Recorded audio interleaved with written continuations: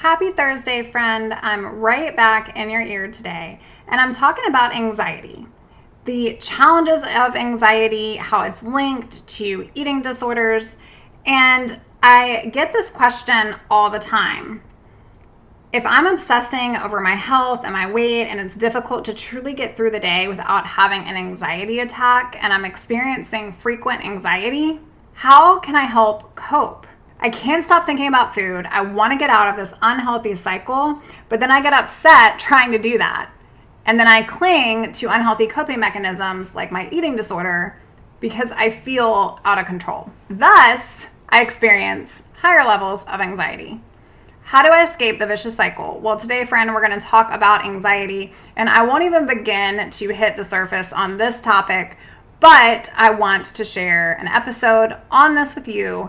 And I encourage you today, listen in. If this hits home for you, share it with a friend. Do me a solid, go out to iTunes and rate and review the show. You're not going to want to miss today's episode. Let's dive right in. Hey girl, welcome to the Her Best Self podcast. I'm Lindsay Nickel, former competitive figure skater and perfectionist, turned God-led imperfect boy mom and digital CEO. If you find yourself constantly thinking about food and wondering if you'll wake up one day free from the obsessive thoughts and behaviors controlling your life, then I've created this podcast for you because I know exactly what it's like to be a downright hot mess trapped in the destructive cycle of disordered eating. I finally found freedom, and you can too, girlfriend. So if you're ready to heal your relationship with food and body and break the chains of control and show up in your best health, then grab your favorite Tarjay journal and let's get to it so you can start living your best life as your best self. Hey girl, I'm going to start today's show by giving you a formal disclaimer. You can listen to the disclaimer of my podcast, but in today's show, I am talking about anxiety, and I am not a clinical anything. I am completely recovered from anorexia, and my life's mission is to help you find freedom from food and your body and truly live a life that you've only dreamed of. I have healed my own life, and I've done so with a gazillion different techniques, but in a nutshell, I have healed my life through 4 different angles. Through my body and my emotions, my mental health, as well as my thoughts.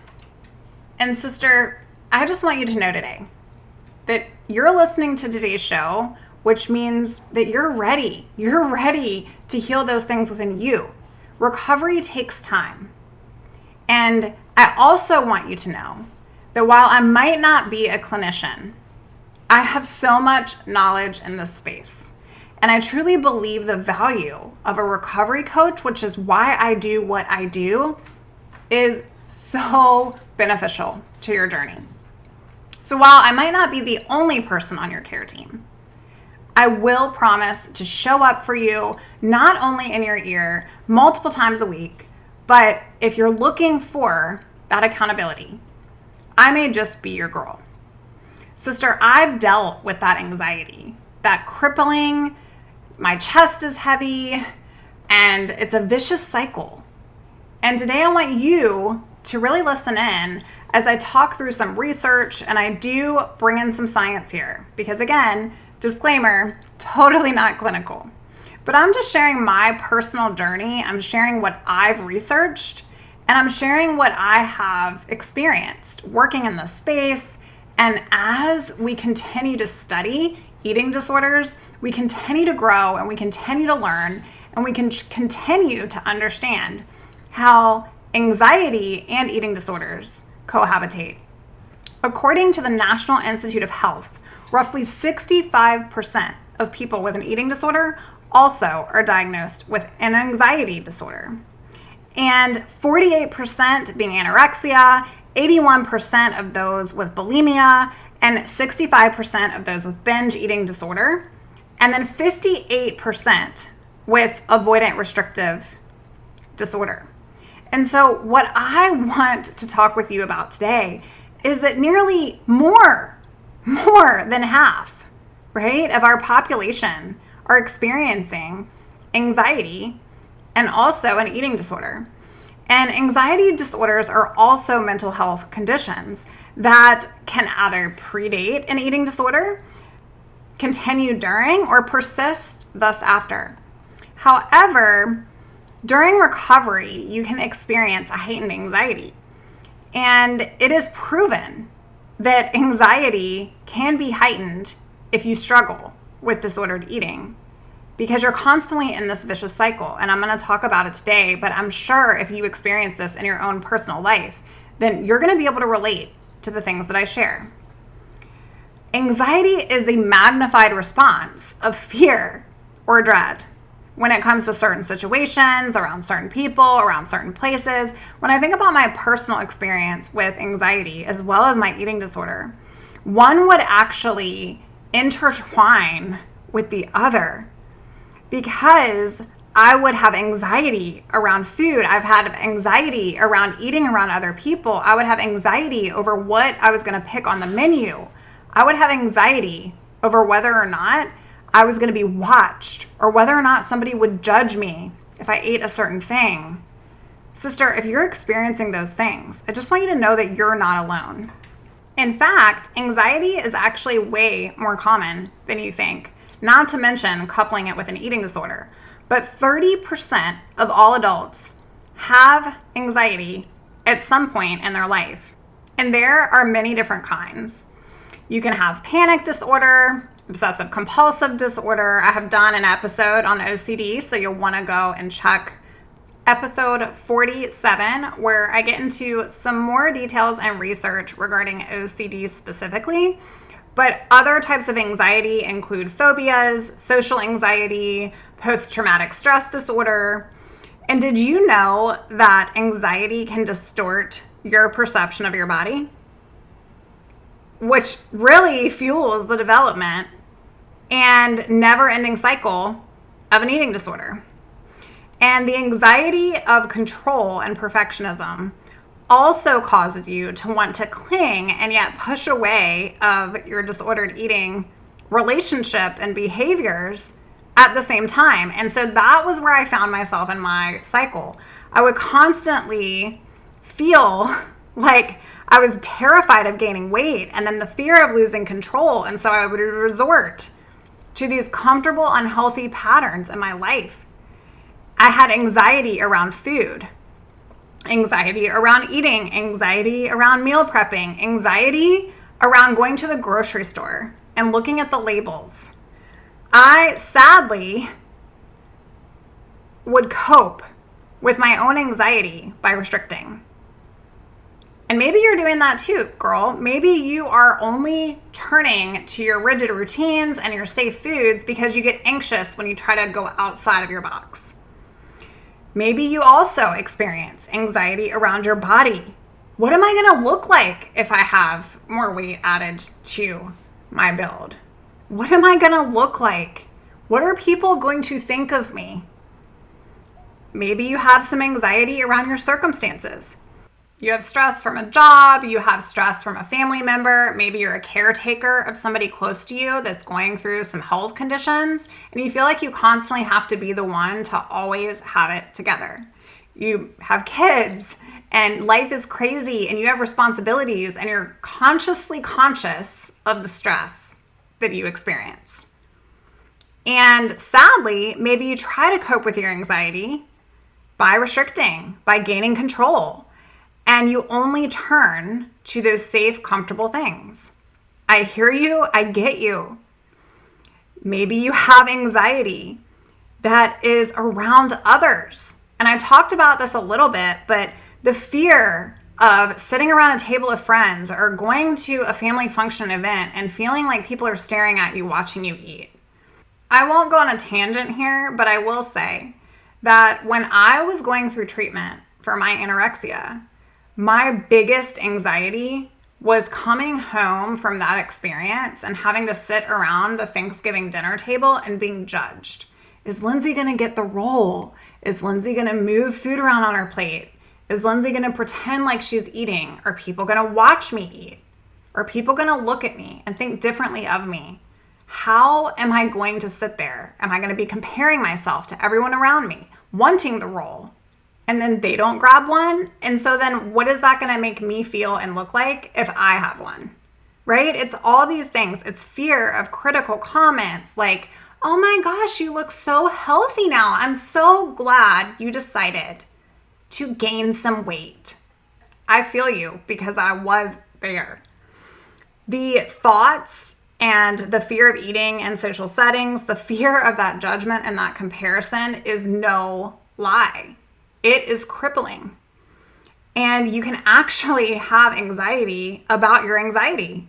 Like thoughts that this is just a hopeless situation and I'm never going to be unanxious and I'm never going to get myself out of this. It's a constant cycle. I want a way out. Where is the door to escape from? Like, where is it? Another form of this anxiety is the fear of the future. Maybe you're so scared of what it's going to look like to be in recovery, or what it's going to look like if you actually recover, or what is it going to mean about you if you can't. Sister, all of that is just your mind trying to keep you safe. It's just your mind trying to keep you in your comfort zone. Anxiety of the future is normal, especially when you've been doing these things for so long, maybe even decades. And so you have this fear in your mind play out, like, what will a recovered me look like? Is that even possible? What will I be like? And what will I do in my spare time when I'm not literally obsessing about food? Change is possible. Taking charge over your life is possible. Combating and conquering and dealing, and not just dealing, but learning how to thrive with anxiety and healing your relationship with food and body is imperative if you want to live a life of freedom. So today I want to talk about a couple things that are going to help you get some steps in front of you to get into a better place. Number one is I want you to find a tribe, a community. Don't navigate this by yourself. Anxiety and eating disorders are very isolating. And I want you to know that this isn't one of those things that you can just sit and try to figure out alone.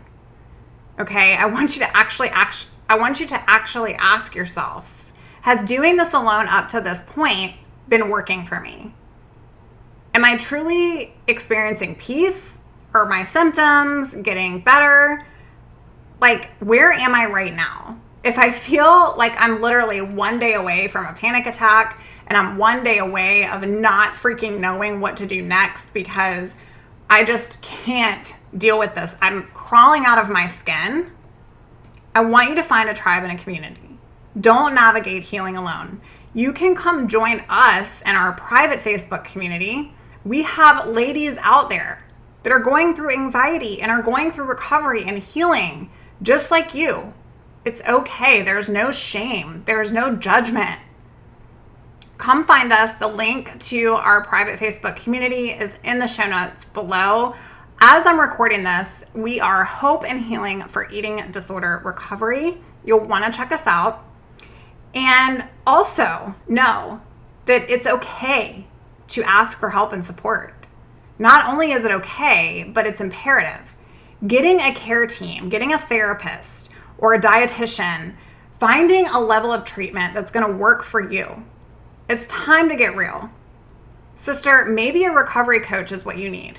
And whether or not I'm going to be that person for you, I want you to truly invest in you. I want you to start putting your health first. This is so much more than weight on a scale. Don't you see it? Number 3 is I want you to do the exact thing that you are terrified of.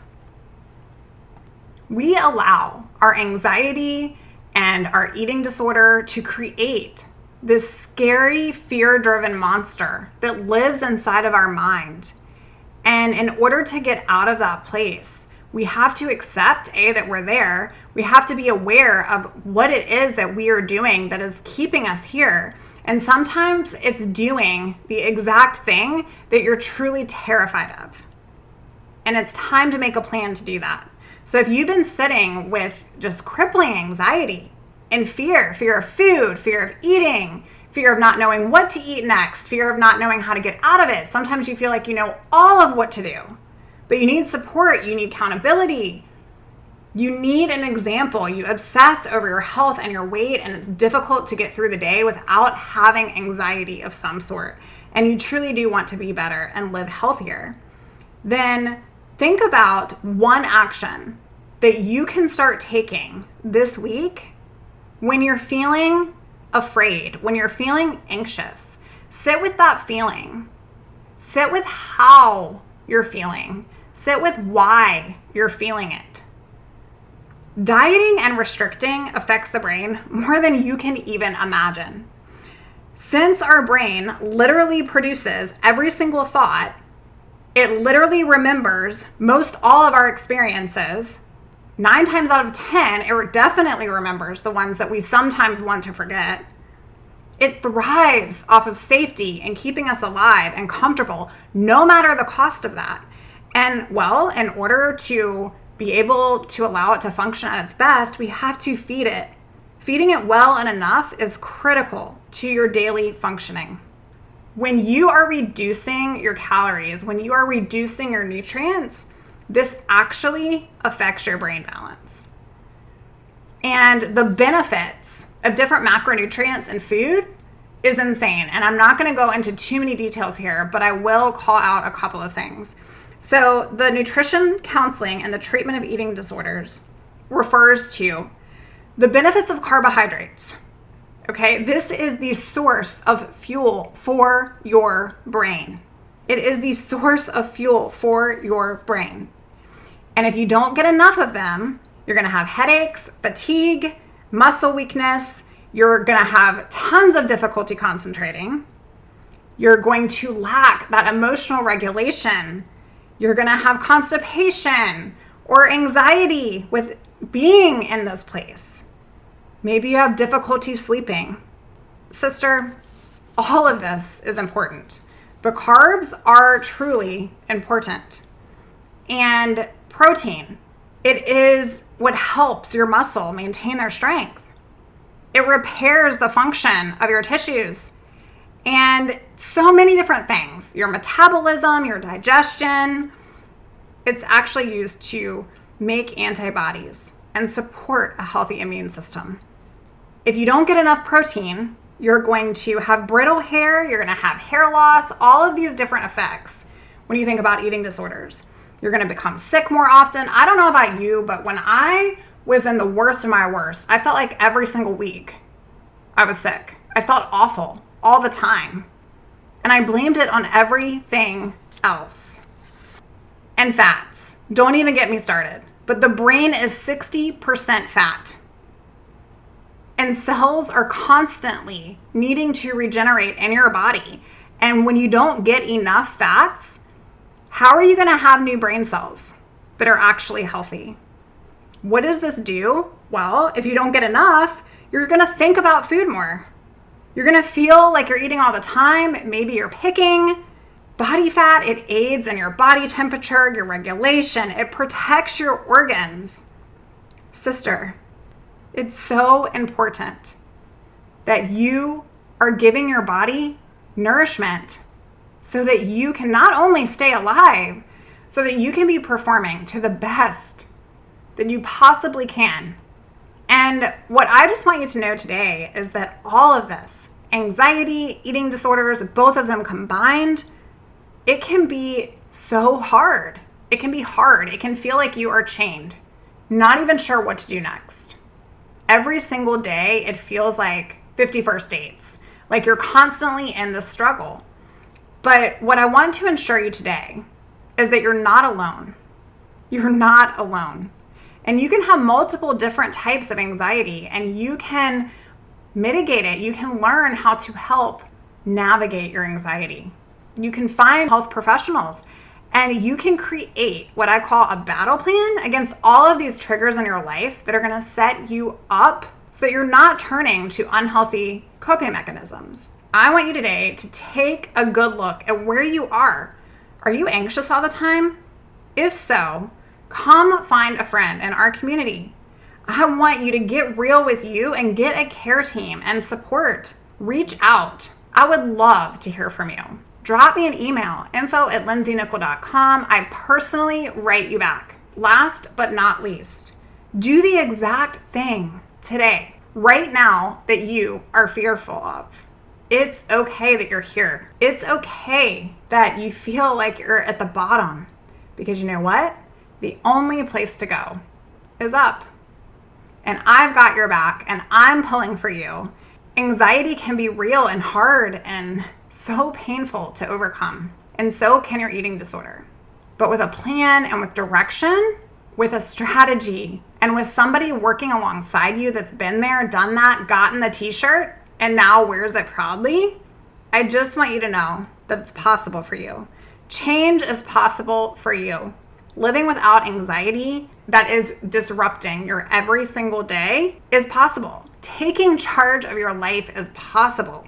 It's time to get out of this place where you're just here, and it's time to start living into the purpose that you were meant to be here for. Friend, I hope that this episode has blessed you today, and I want you to know that I love you, I see you, and you're here for so much more than this. Walk in your truth today, sister, and do something that your future self is going to thank you for. I'll see you next week. Bye for now. Oh, friend, thank you so much for letting me share what was on my heart today. My hope for this podcast is to help more women find freedom from food and body. If this has empowered or blessed you, let me know.